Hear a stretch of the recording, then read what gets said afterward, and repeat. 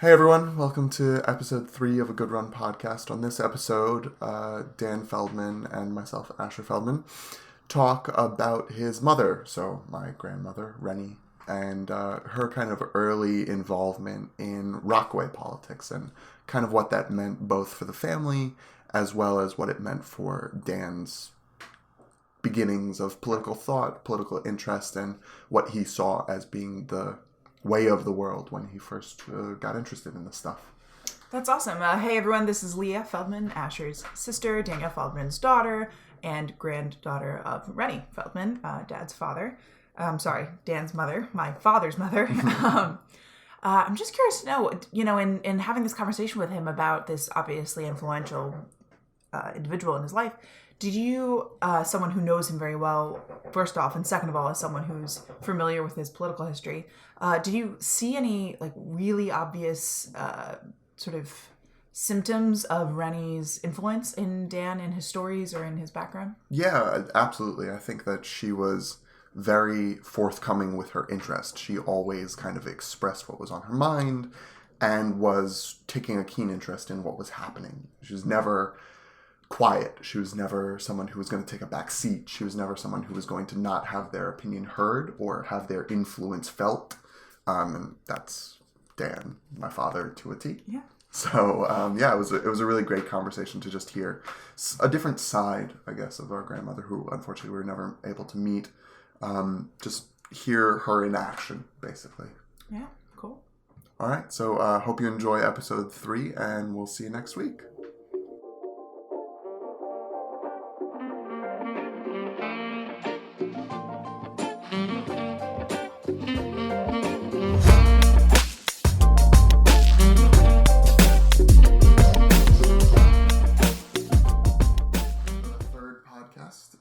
This one is based on a post from the early days of the blog. Mm-hmm. Mostly focuses in on your mother. Right. And how her kind of identity and relationship with where you guys grew up and Queens as a whole, and especially Rockaway, kind of shaped the political future of yours. Yeah. So I guess to start, if you want to just kind of give a quick background on your mother, kind of who she was as she made her way toward starting a family in Queens. Okay. I'm not sure how much of the bio is relevant, but just quickly, she was a daughter of immigrants, of course, born in about 1910. Did not speak English when she started elementary school, spoke Yiddish. Ended up getting hundreds in her Regents and History exams and was the best grammarian I encountered. Good writer, good editor. Didn't go to college until after my brother and I were somewhat older because she was supporting her nuclear family, her parents, her brothers and sisters and so forth, working as a X-ray technician, but really much beyond that because when she died, we found a medical journal article written by the doctors she worked for, thanking her for ghostwriting it. So obviously, and this is a person who hadn't gone to college. Right. So she was very, very bright. And although her background was medical, along with, I suppose, most people in her demographic group, Eastern Jewish people, her politics were very progressive. She was never a communist, although many of them were, but she wasn't. But they were avid FDR supporters, Franklin Delano Roosevelt. They adored Roosevelt, like many in her generation, not just her demographic group. She said when he died, it felt like their father had died. I mean, so she was certainly a very liberal Democrat, and as a Democrat, she was when my parents moved to Rockaway, she became part of the Democratic Club because she was an activist. But she was just a very community-oriented person. So she either was president of or the founder of a number of community organizations, the Rockaway Music and Art Society, the synagogue groups, whatever, the different lots. She was deeply involved in the community, and as such, he was a very valuable captain in the Democratic Club. What is a captain? A captain is a person who reminds people to vote for the party's choice, who gets the petition signatures, rings the doorbells, and so on and so forth. And so in 1952, during the presidential race, she was a loyal soldier in the party. But in 1956, the local Democratic organization informed all their captains that they were not going to campaign for Stevenson because they were afraid that Stevenson would hurt the fortunes of their local people. It would pull down the Democratic ticket. Much the way today, some Republicans are distancing themselves from Trump because they're afraid he'll hurt the Republican ticket. However, Stevenson was regarded as an intellectual, certainly the more liberal candidate, although I must say my mother had some positive feelings toward Eisenhower too. He, after all, was the general who, defeated the Nazis. How could you not have positive feelings toward him? But she felt that Stevenson was the more intelligent, certainly more progressive person. And in retrospect, frankly, I'm not so sure Stevenson was more intelligent, but that's another story. Anyway, at the time, that's the way it seemed to us. And so when the party said, we're not going to be campaigning for Stevenson, my mother said, well, I am. And she created the Reformed Democratic Club of the Rockaways, which still exists. Mm. And so that was it. That was the end of her affiliation with the regular wing of the Democratic Party. The regulars were dominated by people like the Cressona brothers, who one became a legislator, I think Queensborough president, and eventually a judge. The other was indicted for felonies and went to prison. And as my mother used to say, there was really no discernible difference between the two of them. This was the regular organization. Milton Jacobowitz, another local power, cigar-chomping, bald.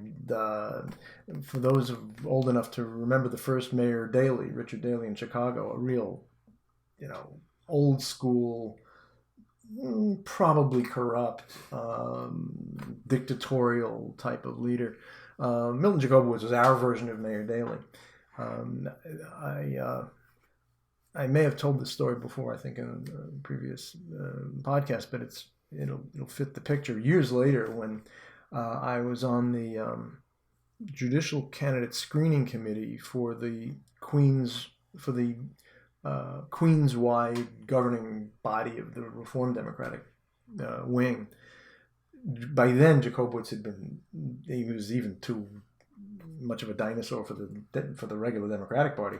So they had abandoned him. And so he came to us, to the reformers, and to interview as a candidate for judge.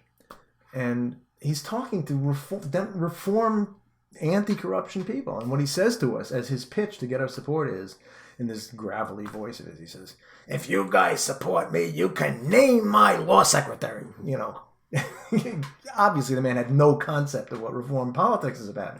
This kind of patronage thing was not what, but he just had no concept.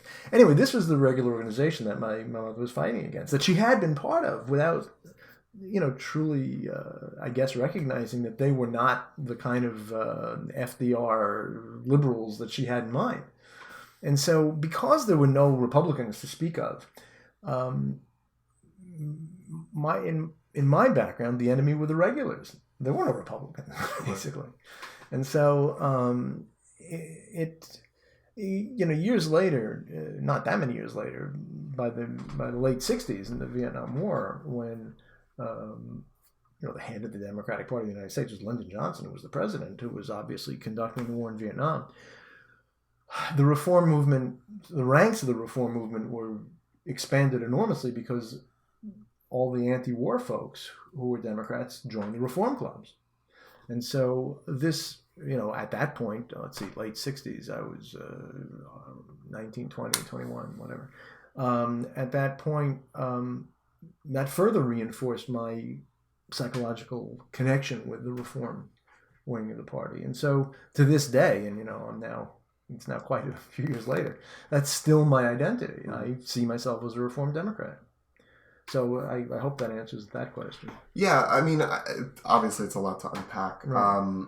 I think what I'm interested to hear a little bit is, obviously we've discussed your kind of genesis as a Right. politician and Right. where your thoughts came from and Right. how they kind of, I guess, evolved over time, were reinforced with a variety of experiences in your younger life. Yeah. Do you have a sense of what motivated your mother to be so, and it sounds like she definitely excelled at it once she got herself involved in political action Yeah. in that way. Do you know what motivated her to be involved in that way? Well, much like our, you and I and our family, our dinner table conversations were, heavily focused on politics. Yeah. Justice, doing justice and being fair to people was a very strong motivation. I mean, I just finished reading a book by Norman Podhoretz, with whom I don't usually agree, but the history he puts forth in the book is pretty accurate. And he kind of reinforced the notion I had anyway, which is that especially for Jews who had such a long history of being the victims of oppression and unfairness, the United States was this great, great beacon of hope. And to the extent, and it seemed that in the United States, first of all, you could participate in politics, which Jews couldn't do in the old country. And secondly, you could make the United States be more consistent with what we take it to be its own ideals. I mean, equal justice under law, freedom, liberty, and so forth. And that meshed very well with the ethos of at least the kind of Judaism that we believed in. So we didn't really separate our Jewish ethics from our American ethics, and I still don't. I think they mesh perfectly. And anything, and politics seemed to be a viable way of increasing the measure of justice and fairness. And I think clearly that's what motivated her. In my own case, I remember very distinctly, one of the reasons my parents moved to Rockaway is that the elementary school had the highest reading levels in the city at that time. And also my mother had, when she was younger, they had rented a summer bungalow in Rockaway, so she was aware of Rockaway. But in any case, at my elementary school, we were privileged to not only get the New York Times every morning, each student, but we were required to write letters to the editor, so we had to read it pretty seriously. And I'll never forget, I was in 5th or 6th grade reading about the horrible things that were being done to black people in the South, and just feeling this wave of fury. Yeah. And I don't. Who knows what the other forces were that made me go into politics? But my recollection of that was that I felt at that moment, I want to go into politics so I can do something about stuff like that. Yeah. And clearly that was part of the influence from my family. We actually marched we didn't go down south, but there were civil rights support marches up north, and we were marching in those marches. Yeah. When I was, 11, 12, whatever. Yeah. So it sounds like you are a product very much of the power that was kind of imbued upon you by where you happened to grow up. You lucked out a little bit. Well, but also I might have had a similar approach because of who my parents were, no matter where I grew up. Yeah. But of course, if we'd grown up in a Republican area, that would have been different. Right. By the way, I'm not mentioning my father. My father was not actively involved in politics, but he fully shared my mother's basic ideals and commitments. Right. And in fact, there weren't a lot of issues in which he took political stands, but there were a few. Mm-hmm. Later, this was, I guess, by the late 60s, there was a bill by Hubert Humphrey and Hawkins, Augustus Hawkins, I think, called the Humphrey Hawkins bill, in which the federal government would guarantee employment to people who, in other words, if you couldn't get a job in the private sector, the federal government would employ you. My father felt very strongly that unemployment was so psychologically devastating to people that it was vital for people to be able to be assured that they could work if they wanted to work. And so that was one of the very few issues he was very specific about. He really wanted the Humphrey Hawkins bill to pass. He also was very committed to the idea of school food programs, school breakfast and lunch programs. And that could be because I think he was hungry as a kid in school at times. And, he understood from personal experience that you can't pay attention that well if you're hungry. Yeah. So I remember very distinctly those two issues he felt very strongly about. He generally, his beliefs were my mother's, but I don't remember him taking positions on specific issues, or my mother took positions on everything. So how does that play out in, obviously at that time, local politics is what you see, what you feel, what you're exposed to on a daily basis. How did you feel your family's, or maybe even your own personal identity, shaped by the local politics in the region, or specifically in the Rockaways? Well, as I said, I mean, the regular organization, which my mother eventually disdained, were not impressive, right. And that was not the kind of politics I was interested in. Yeah. Actually, one of the years later, the man who said to me, he'd been one of the regulars, "Oh, your mother was the best captain in Rockaway out of the regular club." My mother was not equally complimentary toward him.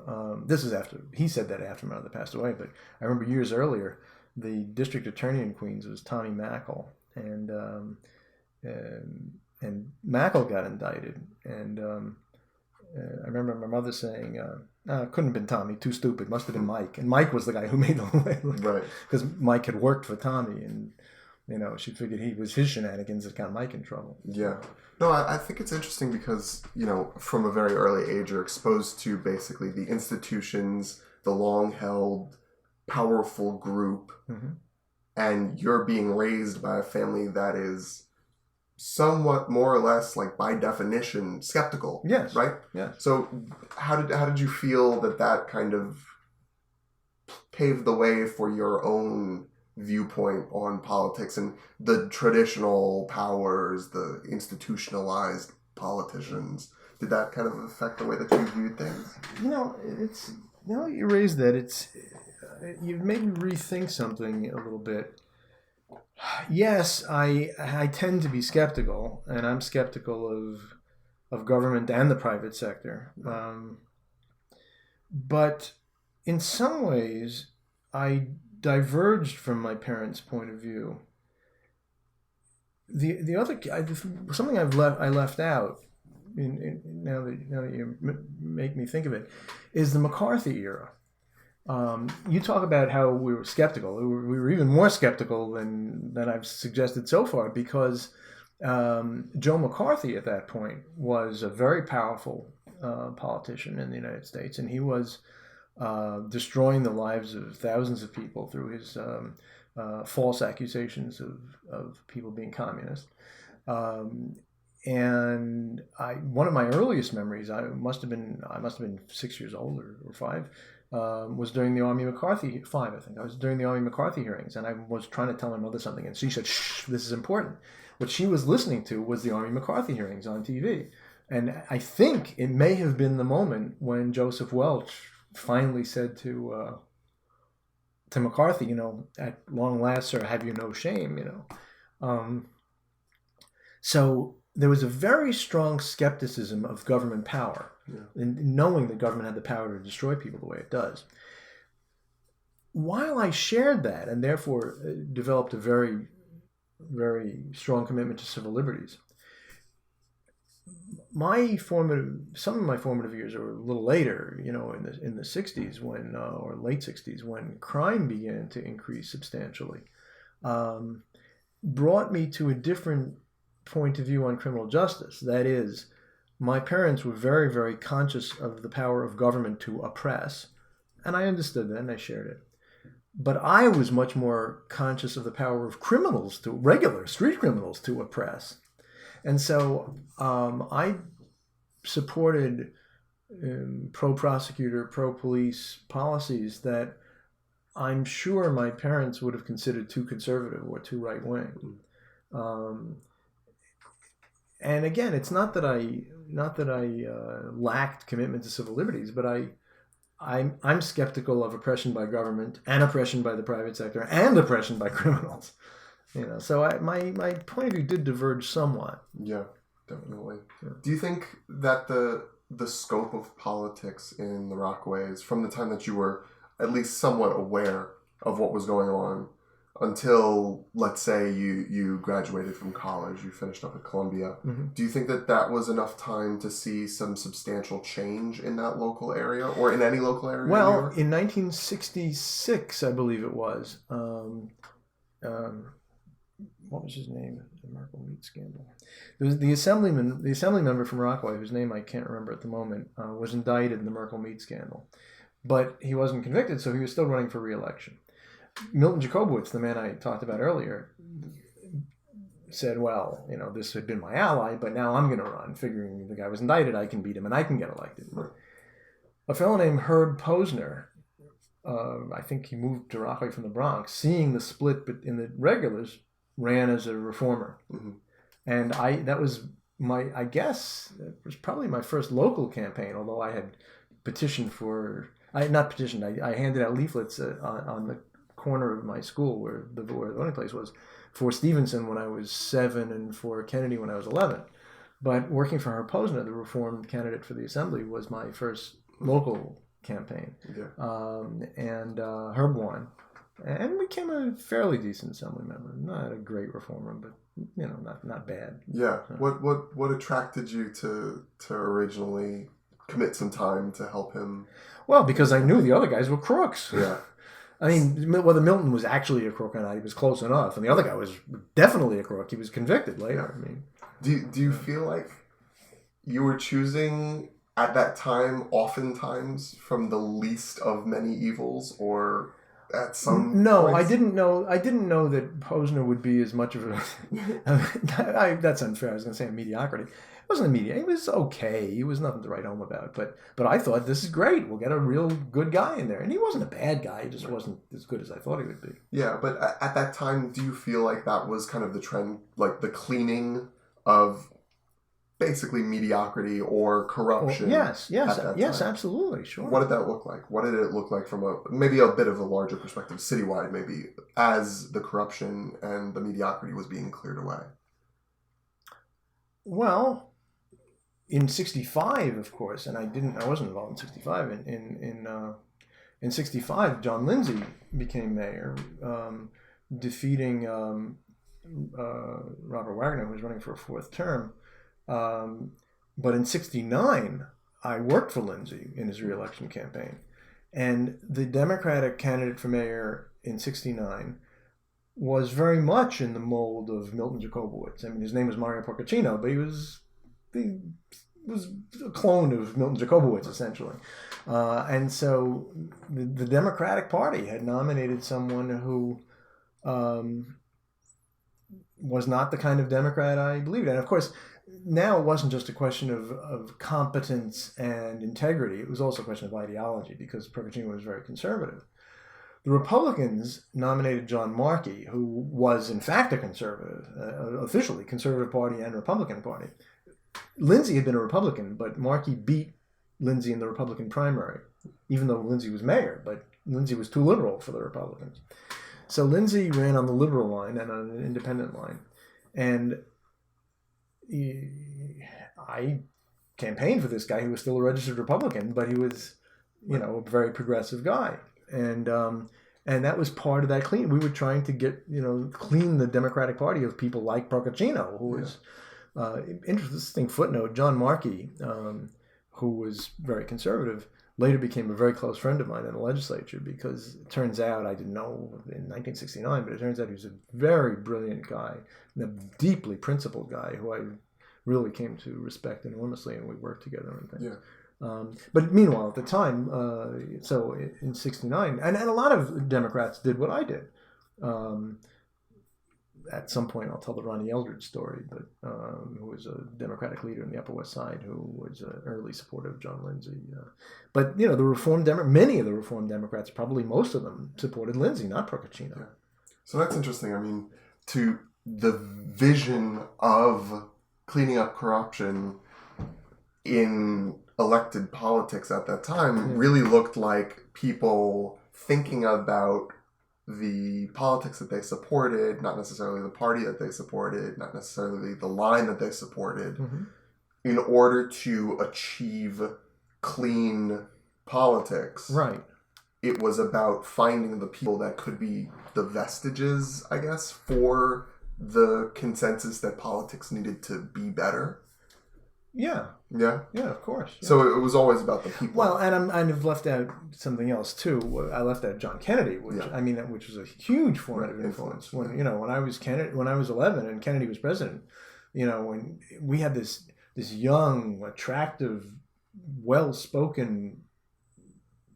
He was the Barack Obama of our era, and when he said, "Ask not what your country can do for you, ask what you can do for your country." That was a call to people, to kids like me, to do for your country. Yeah. And to the extent that translated into trying to clean up the country's politics and move the country in the direction of more justice, that was a clarion call to arms. That drew people like me into politics too. Do you feel like it worked as fast as you hoped it would work? Well, the devastation of Kennedy's assassination in 1962, and then Robert Kennedy's assassination and Martin Luther King's assassination in 1968, obviously was a huge psychological setback for us. And then,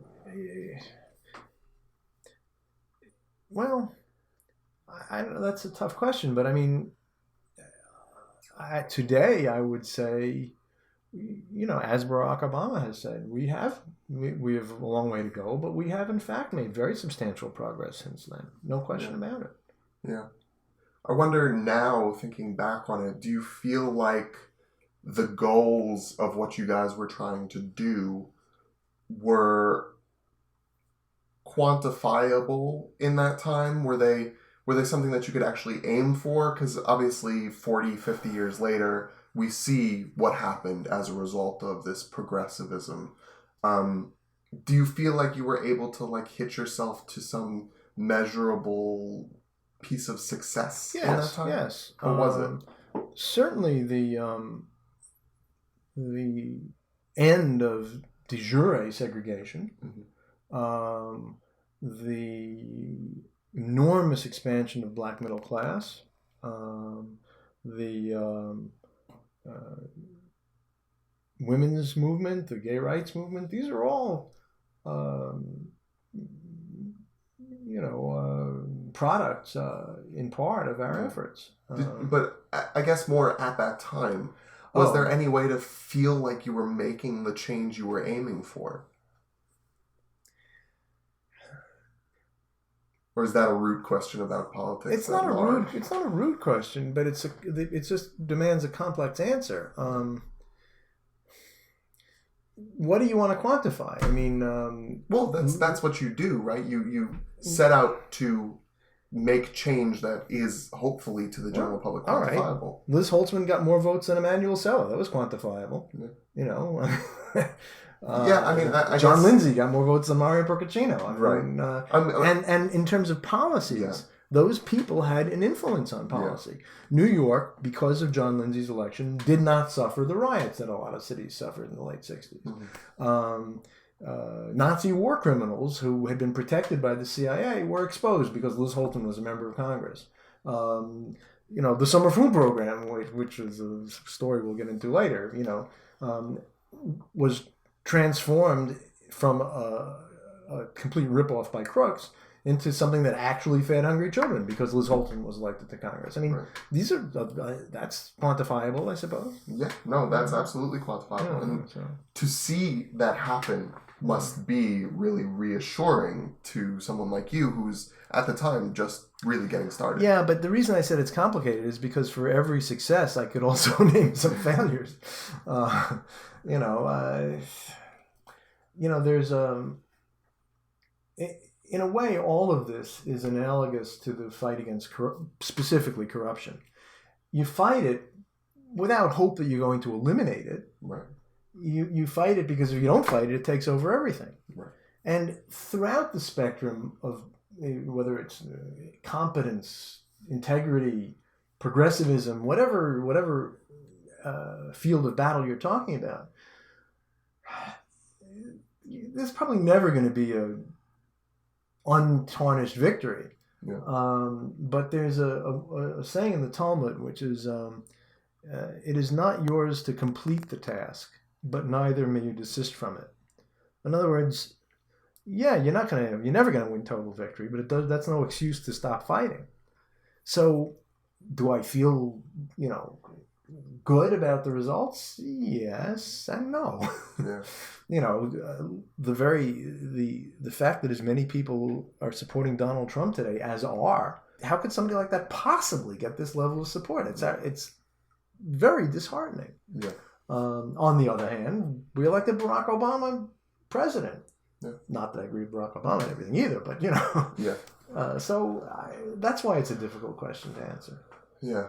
I mean, it sounds to me, at least, that your mother especially felt that Talmudic drive, right? It's Right. not. She wasn't concerned that she would see the task completed. Right. She was concerned that it was being worked toward. Right. Exactly. Right? Yes. And I suppose that's kind of what influenced you so heavily. Certainly. Yeah. All right. I think that's about it. Anything else that you think informs, specifically from your Queens upbringing, informs kind of the way that your politics career unfolded? I'll probably think of something 3 hours from now, but at the moment, no. All right, cool. I guess the next one that we'll talk about is more geared toward your father, at least as far as the... Okay, I don't remember, but I thought, yeah. Yeah. Right. Okay, good. All right. Cool. All right, I'll check it next time. Great, thanks. How long?